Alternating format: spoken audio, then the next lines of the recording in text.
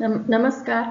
मी प्राध्यापिका डॉक्टर सुषमा पाटील, मराठा विद्याप्रसारक समाजाचे विठ्ठलराव हंडे शिक्षणशास्त्र महाविद्यालय नाशिक येथे सहयोगी प्राध्यापिका म्हणून कार्यरत आहे. B.Ed सेकंड इयरचा जो सब्जेक्ट आहे, course 204-06 education for sustainable development and environment education यामधील काही भाग आपण पाहणार आहोत. या युनिटमधला 3.3 structure and functions of ecosystem, परिसंस्था व रचना व कार्य याचा पहिला भाग आपण आज बघणार आहोत. या तिसऱ्या युनिटमध्ये साधारणपणे 4 पॉइंट आहेत.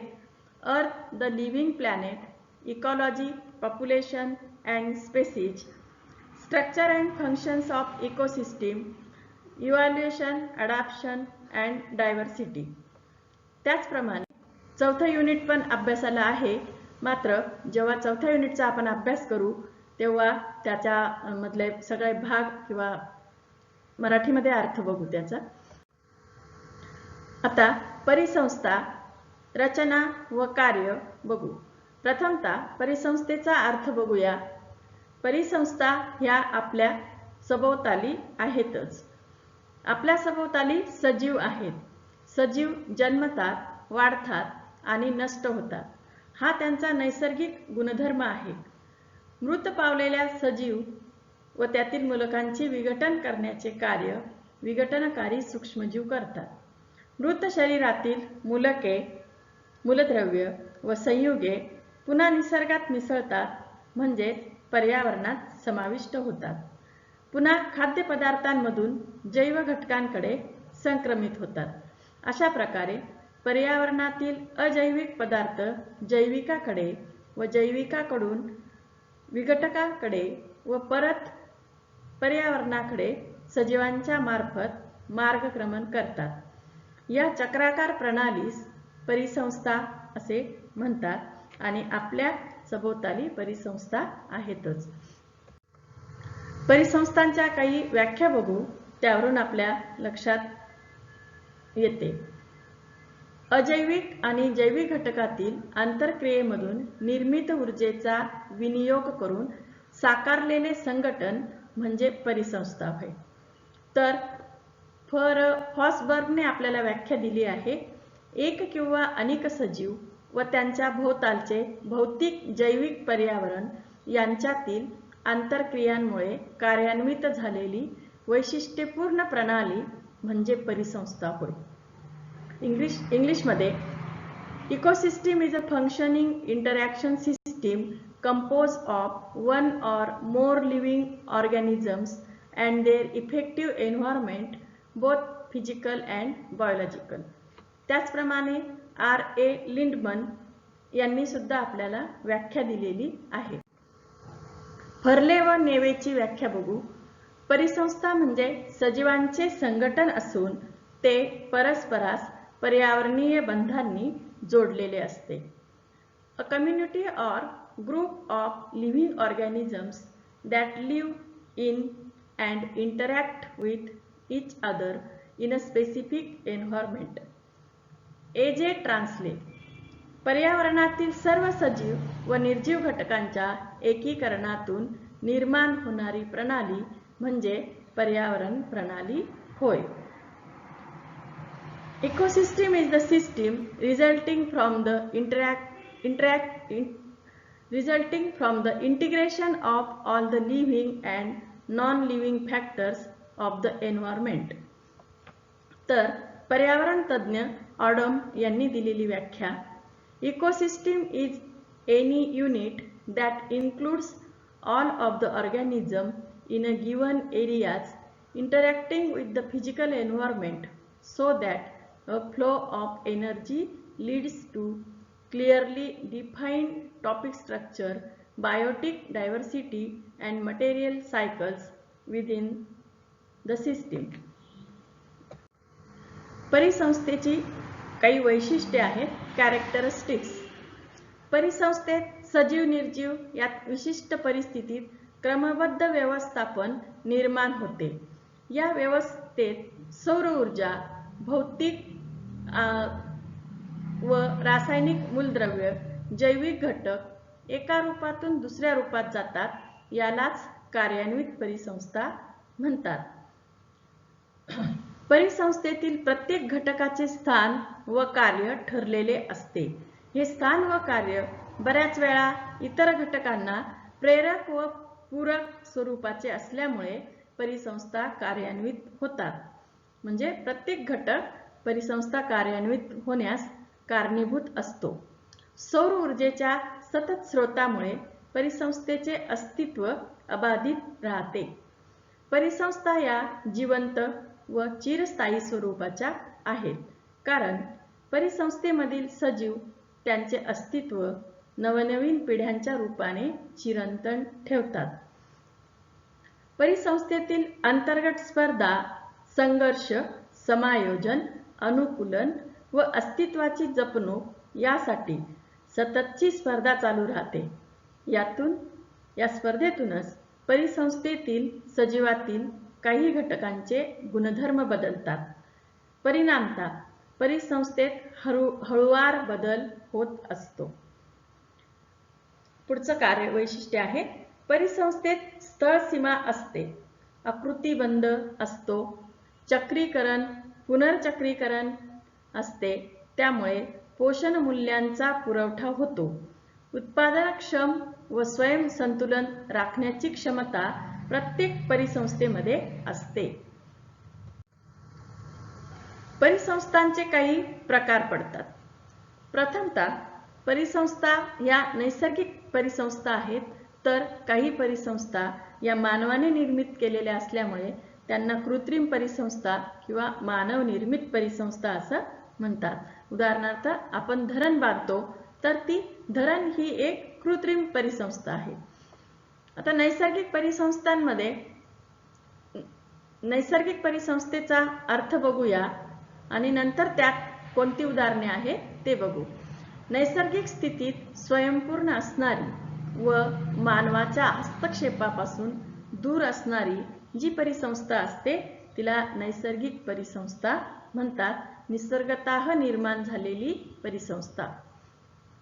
या नैसर्गिक परिसंस्थेचे काही उपप्रकार आहेत. भूपरिसंस्था. भू म्हणजे जमीन आणि जमिनीवर असणाऱ्या शिलावरणावर असणाऱ्या परिसंस्था. जंगल, कुरण, वाळवंट, ध्रुवीय प्रदेश या भूपरिसंस्था असून यामध्ये जंगलामध्ये सुद्धा खारफुटीचे जंगल, सदाहरित जंगल, निमसदाहरित जंगल, शुष्क पानगळीचे जंगल अशा जंगल परिसंस्था आहेत. जलीय परिसंस्था. भूपृष्ठावर महासागर आहेत, समुद्र सरोवर आहेत, तर पाण्यामध्ये राहणाऱ्या सजीव आणि निर्जीव घटकांमुळे तयार झालेल्या परिसंस्था. गोड्या पाण्यातील परिसंस्था. नदी, डबके, तळे, सरोवर इत्यादी. तर खाऱ्या पाण्यातील परिसंस्था आहेत खोल समुद्र, उथळ समुद्रातील परिसंस्था. परिसंस्थांचा दुसरा प्रकार मानव निर्मित परिसंस्था. मनुष्याच्या हस्तक्षेपामुळे प्रभावित होणाऱ्या परिसंस्था. उदाहरणार्थ कृषी परिसंस्था ही मानवाने निर्माण केलेली एक कृत्रिम परिसंस्था आहे. या परिसंस्थेमधील सजीव व निर्जीव घटकांवर मनुष्य नियंत्रण ठेवतो. उदाहरणार्थ वनस्पती हा परिसंस्थेचा मुख्य घटक आहे, उत्पादक. तर शेतीमध्ये वनस्पती उगवल्या जातात. शेताला खत देऊन किंवा तणनाशके वापरून कीटकनाशकांचा वापर करणे, निंदणी व खरणी, खुरपणी करणे व अशा पद्धतीने पीक उत्पादन चांगलं घेणे म्हणजे या प्रकारच्या परिसंस्थेत शेतकरी बदल घडवून आणू शकतो. परिसंस्थेची रचना. या आकृतीत आपल्याला इकोसिस्टीमचे दोन भाग दाखवलेले आहेत. अबायोटिक कंपोनंट्स आणि बायोटिक कंपोनंट्स जैविक घटक। अबायोटिकचे क्लायमॅटिक आणि इडापिक घटक दिलेले आहेत, वातावरणीय घटक आणि मृदाकारी घटक। तर बघा, वातावरणीय घटक कोणते आहेत? रेन, लाईट, विंड, टेम्परेचर हे क्लायमॅटिक फॅक्टर्स आहेत। तर इडापिक म्हणजे मृदाकारक घटक ते पण आवश्यक असतात। सॉइलचा पीएच, मिनरल्स, टोपोग्राफी म्हणजे प्राकृतिक रचना, तुमचं जमीन कोणत्या भागात आहे यानुसार। तर हे इडापिक घटक हे अबायोटिक कंपोनंट्स मध्ये येतात। तर इकडे बायोटिक कंपोनंट्स मध्ये प्रोड्युसर्स, ऑटोट्रॉफस उत्पादक म्हणजेच स्वयंपोषी वनस्पती ह्या उत्पादक आहेत। कंझ्युमर्स भक्षक, त्याचप्रमाणे डिकंपोजर्स म्हणजे विघटक आहेत। तर कंझ्युमर्सचे काही प्रकार आपल्याला पडलेले दिसतात। बघा, प्रायमरी कंझ्युमर आहेत, त्याचप्रमाणे सेकंडरी कंझ्युमर आहेत, टर्शरी कंझ्युमर आणि क्वाटर्नरी कंझ्युमर्स। तर हे जे प्रायमरी कंझ्युमर्स आहेत सगळ्यांना हर्बिव्होरस म्हणतात। शाकाहारी प्राणी हे सर्व प्राथमिक भक्षक आहेत। जे प्राणी वनस्पतींवर अन्नासाठी अवलंबून आहेत ते हर्बिव्होरस। तर प्रायमरी कार्निव्होरस म्हणजे प्राथमिक भक्षक, सेकंडरी भक्षक हे प्राथमिक कार्निव्होरस आहेत। तर टर्शरी कंझ्युमर्स हे लार्ज किंवा मोठ्या प्रमाणातील मांसाहारी प्राणी आहेत आणि क्वाटर्नरी हे ओमनिव्होरस असतात। त्यांना ते शाकाहारी असतात आणि काही प्रमाणात ते मांसाहारी सुद्धा असतात। दोन्ही प्रकारचं अन्न त्यांना चालतं म्हणून आपण त्यांना ओमनिव्होरस असे म्हणतो। तर भक्षकाचे हे असे 3 स्तर आपल्याला दिसतात, प्रायमरी, सेकंडरी आणि टर्शरी।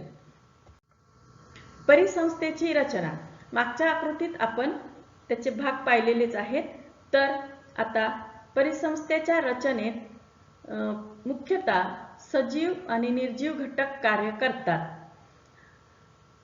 निर्जीव घटक म्हणजे अजैविक, पर्यावरणातील भौतिक रासायनिक घटक यांना अजैविक घटक म्हणतात। जल, वायू, मृदा, सूर्यप्रकाश, उष्णता हे भौतिक घटक आहेत। तर धातू, अधातू, अकार्बनी पदार्थ हे रासायनिक पदार्थ आहेत। याशिवाय आम्ल व आम्लारी ही रासायनिक अभिकारके निसर्गात मूलकांचे चक्र निर्माण करतात। प्रत्येक सजीवाच्या कार्यक्षमतेवर या घटकांचा परिणाम होत असतो म्हणून त्यांना नियंत्रित घटक असे म्हणतात। जैविक घटक, बायोटिक फॅक्टर्स यामध्ये प्राणी, वनस्पती, सूक्ष्मजीव यांचा समावेश होतो। परिसंस्था रचनेतील सजीवांचे स्थान, त्यांचे अस्तित्व, कार्य यानुसार जैविक घटकांचे 3 प्रकार पडतात। पहिला प्रकार, वनस्पती ह्या उत्पादक असतात। त्यांच्यावर जीवन जगणारे हे प्राणी भक्षक आहेत। तर भक्षक मृत पावल्यानंतर जमिनीमध्ये मिसळतात, तिथे सूक्ष्मजीव असतात। ते सूक्ष्मजीव प्राणी वनस्पतींच्या मृत शरीराचे विघटन करतात म्हणून सूक्ष्मजीवांना विघटककारी असंही म्हणतात। उत्पादक, वनस्पती स्वयंपोषी म्हणजे स्वतःचे अन्न स्वतः तयार करणाऱ्या आहेत। तर प्राणी वनस्पतींचा उपयोग अन्न म्हणून करतात। प्राण्यांचे अन्न वनस्पती निर्माण करतात म्हणून त्यांना उत्पादक म्हणतात। सजीव सृष्टीतील ह्या प्राथमिक उत्पादक आहेत।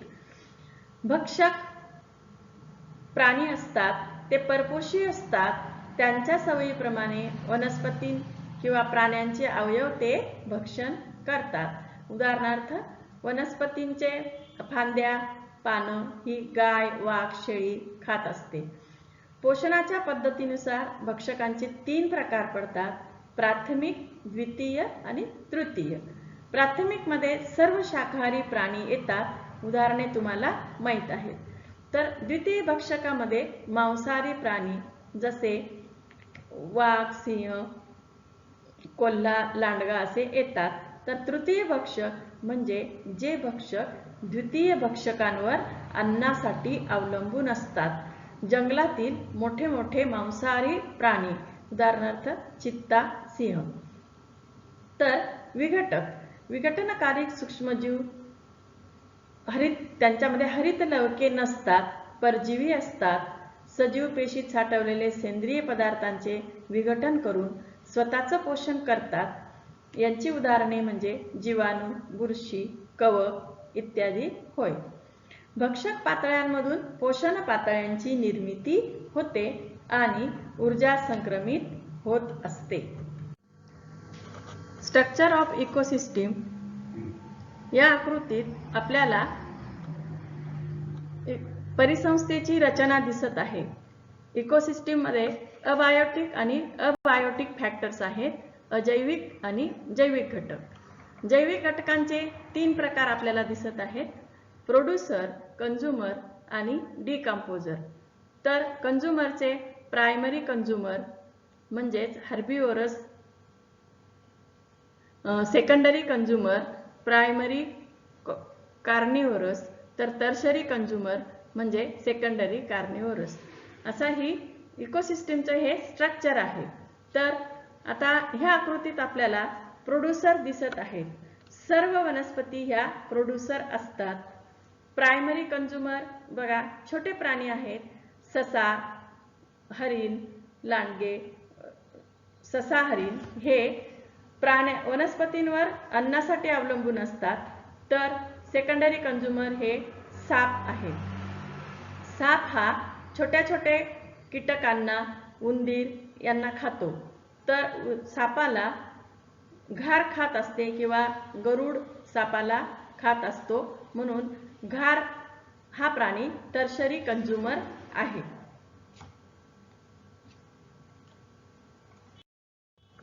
Thank you.